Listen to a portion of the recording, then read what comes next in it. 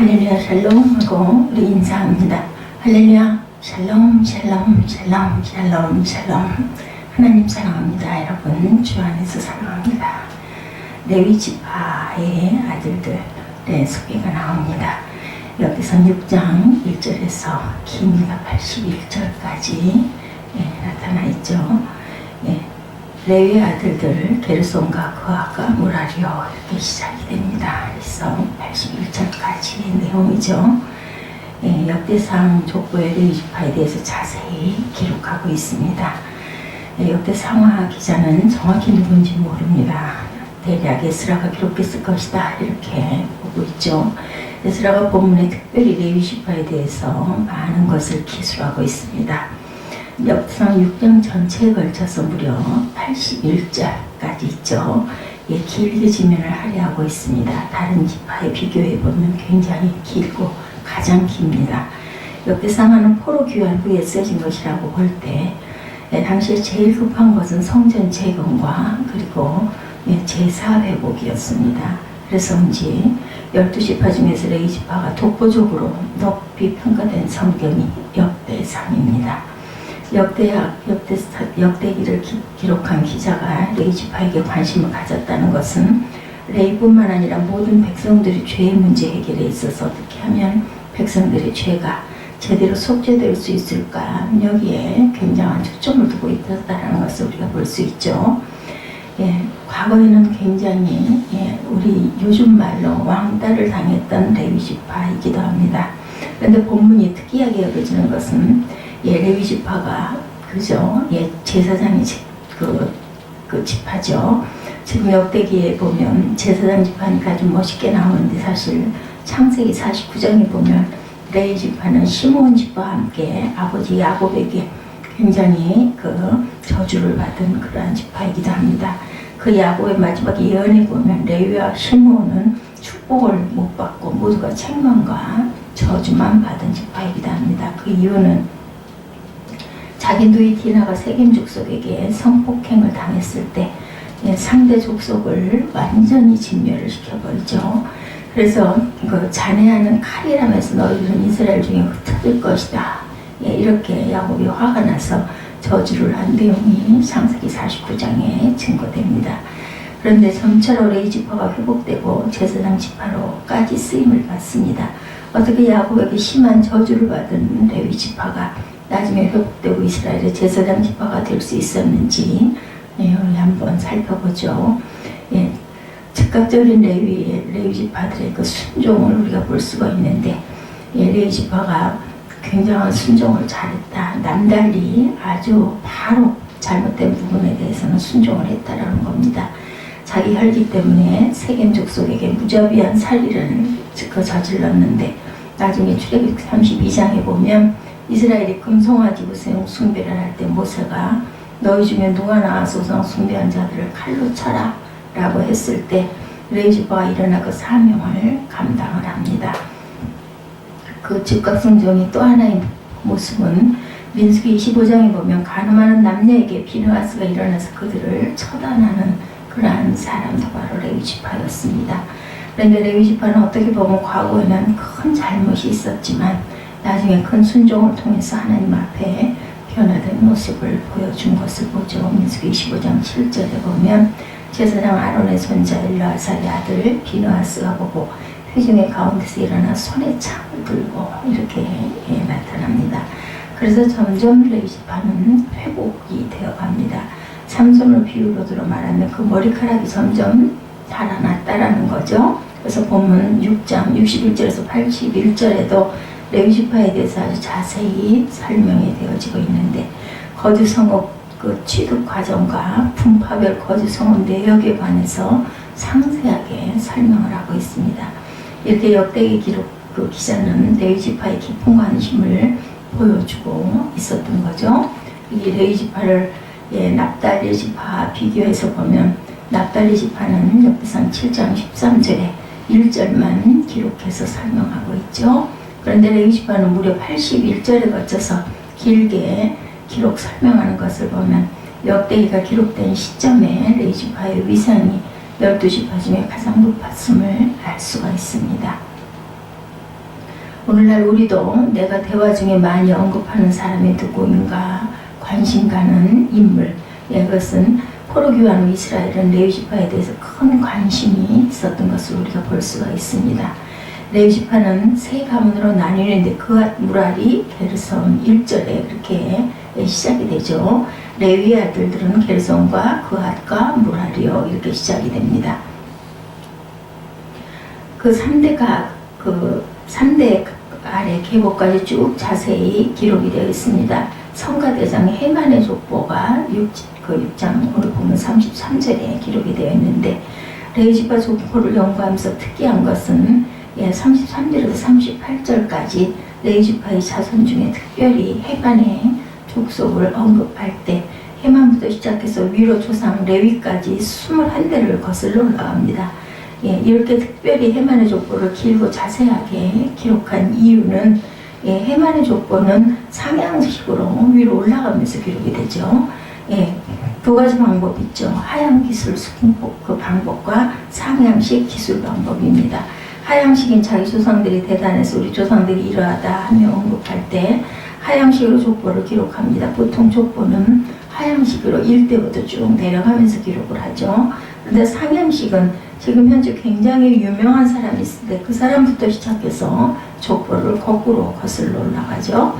해만의 족보가 조상 레위까지 21대를 거슬러 올라간 것을 보면 해만이 당시 포로 귀환 후에 레위지파 가운데서 아주 가장 중요한 역할을 감당했다라는 것을 우리가 짐작할 수가 있죠. 또한 이스라엘 가운데 가장 지도자적인 역할을 감당하기도 했습니다. 누가복음 3장의 족보는 예수님부터 시작해서 상향식으로 아담까지 거슬러 올라갑니다. 예수님이 중요하니까 족보를 예수님부터 기록을 한 거죠. 그래서 역대기 기록자가 에스라라고 볼 때 당시 사회적 분위기가 해만 가문을 비롯해서 전체 레위지파를 굉장히 높이 중요하게 평가한 것으로 우리가 보여지고 그들은 포로 귀환 후 당시 이스라엘의 가장 지도자적인 위치에 있었던 것을 알 수가 있습니다. 창세기 49장에서 야곱이 레위를 홀대한 고가는 너무나 대조적이죠. 레위는 과거에는 천대 홀대를 받았지만 세월이 흐르면서 역사가 지나면서 점점 존경받는 지파로 변해갔던 것을 우리가 볼 수 있습니다. 그들은 회복되고 변화되어서 놀라운 사명자로 거듭납니다. 중간에 레위지파가 어려움을 겪었던 적도 없지 않아 있었는데 가나안에 정착하면서 땅 분배를 받지 못해서 내가 그들을 야곱 중에서 나누며 이스라엘 중에서 흩으리로다. 창세기 49장 7절에 예언처럼 레위지파는 이스라엘 12지파 중에 나뉘어지고 흩어져서 그 각각의 12지파들이 11조 내는 것으로 먹고 살았죠. 그런데 11조가 그 헌물을 내는 의무를 감당하지 않으면 12지파가 레위지파는 꼼짝없이 먹을 것이 양식이 없어서 굶을 수밖에 없는 그러한 지경이었습니다. 그래서 실제로 다윗 시대 즈음에 레위지파들이 어려움을 많이 겪고 생계도 유지하지 못하는 일이 발생을 하죠. 12지파가 성막 제사 등을 게을리하면서 레위지파에게 헌물을 내지 않았기 때문인데 그러던 중에 다윗이 레위지파 일제 정비를 하게 됩니다. 그래서 다윗의 장막을 세우고 찬양하는 지파, 성막 봉사하는 지파 등을 나누게 되죠. 역대상 16장에 보면 나타납니다. 그래서 그들에게 임무를 주고 아울러 생계를 이어갈 수 있게 해주죠. 레위지파가 어떻게 보면 굉장히 억울할 수도 있었습니다. 가나안에서 12지파가 모두 땅 분배를 받았는데 레위지파만 유일하게 땅 분배를 못 받았기 때문이죠. 대신에 받은 것은 너희는 하늘의 기업이고 하나님이 기업이다. 이런 지금 저희들이 들어도 굉장히 성스럽고 축복받는 그러한 축복을 줍니다. 오직 레위지파에게는 모세가 기업을 주지 아니하였으니는 그들에게 말씀하신 같이 이스라엘 하나님 야훼께서 그 기업이 되셨다. 여호수아 13장에도 이렇게 증거되죠. 현실적으로는 너무 억울했을 것인데 당장 먹고 살 만한 땅이 없었기 때문이기도 합니다. 그래서 다윗 시대의 레위지파는 생계가 위협을 받기도 했지만 하나님의 은혜로 그들은 자기 사명을 성실히 잘 감당을 해서 포로 귀환 후에는 12지파 중에 가장 지도자적인 지파로 쓰임을 받게 됐다는 거죠. 에스라가 역대상 족보에서 강조하고 있습니다. 레위 자손이 흩어진 것은 하나님의 보호이기도 했죠. 야곱이 레위에게 너희는 흩어져 살아라고 유언을 합니다. 그래서 실제로 레위 지파는 기업을 얻지 못하고 이스라엘 12지파에 흩어져 살죠. 흩어진 자세한 내용이 6장 54절에서 81절까지 자세히 기록되어 있습니다. 이것을 알면 저주처럼 보이지만 아버지가 아들을 진짜로 저주하는 사람은 없다라는 거죠. 그것은 레위를 보호하기 위함이었다는 깊은 섭리를 우리가 볼 수가 있습니다. 그들이 뭉쳐있으면 혈기로 무슨 일을 저지를지 모르니까 12지파에 흩어져 살았는데 그게 처음에는 굉장히 하잘것없이 그렇게 보이지만 나중에는 그것이 굉장히 중요한 내용으로 대두됨을 봅니다. 12지파에 골고루 영향을 미쳐주죠. 야곱이 레위를 보호해준 것처럼 하나님이 또한 레위를 보호해준 것을 볼 수가 있는데 레위 지파가 흩어지는 것은 하나님의 주권이고 섭리였으며 흩어짐을 통해서 12지파에 선한 영향력을 골고루 끼칠 수도 있었던 거죠.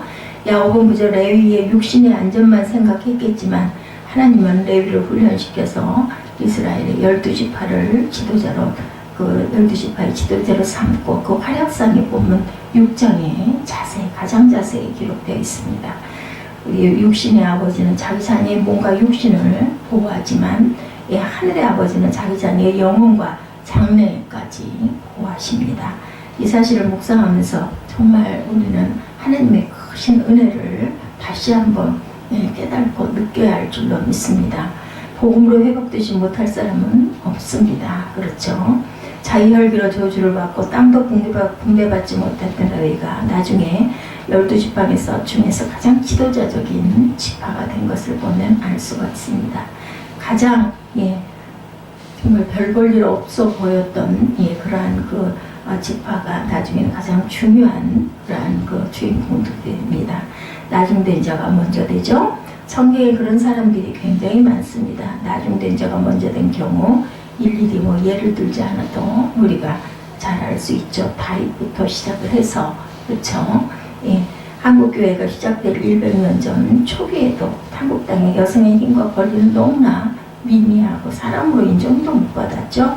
그랬던 여성들 엄마들이 할 수 있었던 것은 아이를 얻고 새벽 기도에 가서 기도하는 거였죠. 하나님 앞에서 울며 기도합니다.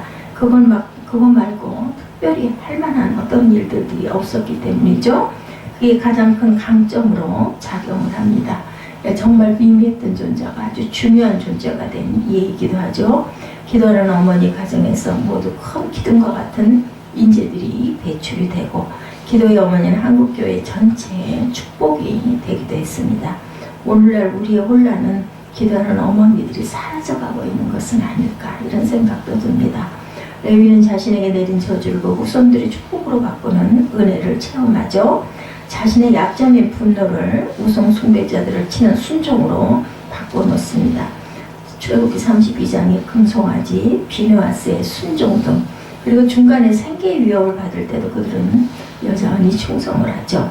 그랬더니 결국 저주가 축복으로 바뀌는 은혜를 포로귀환 후에 체험하게 됩니다. 이런 은혜가 저 여러분에게도 있으시기를 주님의 이름으로 축복합니다. 우리 각자도 많은 약점이 있고 어려운 상황들이 있죠. 그러나 이것만 우리가 좌우될 것이 아니라 우리 각자를 이렇게 세우시고 더 아름답게 쓰시기를 원한다는 것을 항상 잊지 말아야 되겠죠. 본문 49절에 보면 레위 지파 중에 제사장 계열인 아론의 아들들을 기록하면서 그들이 이스라엘을 위해서 속죄했다 이렇게 나타납니다.